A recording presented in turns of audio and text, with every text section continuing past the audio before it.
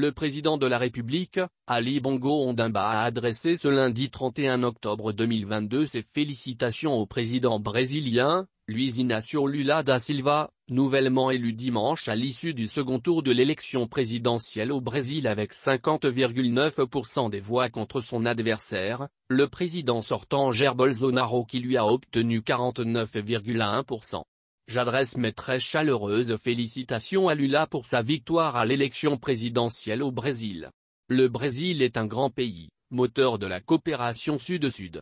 Nous avons hâte, au Gabon, de renforcer nos liens sur le plan diplomatique comme économique, et de lutter ensemble, côte à côte, pour la protection du climat, a posté le président gabonais sur sa page Facebook.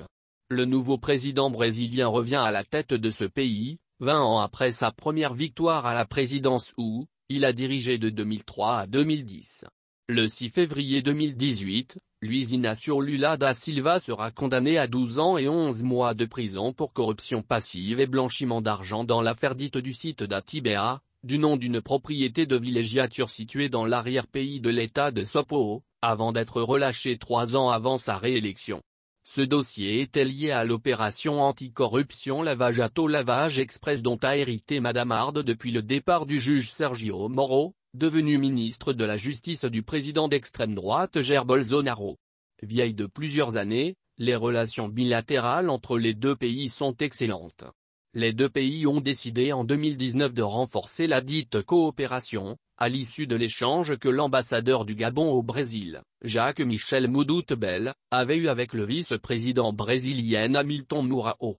Il avait été question précisément de l'échange de visites d'hommes d'affaires gabonais et brésiliens en vue, selon lui, d'une meilleure prospection des marchés respectifs, en vue d'aboutir à la diversification des échanges et à la redynamisation de la coopération dans les domaines tels que l'agriculture, la formation, l'éducation, la construction des logements socio-économiques, etc.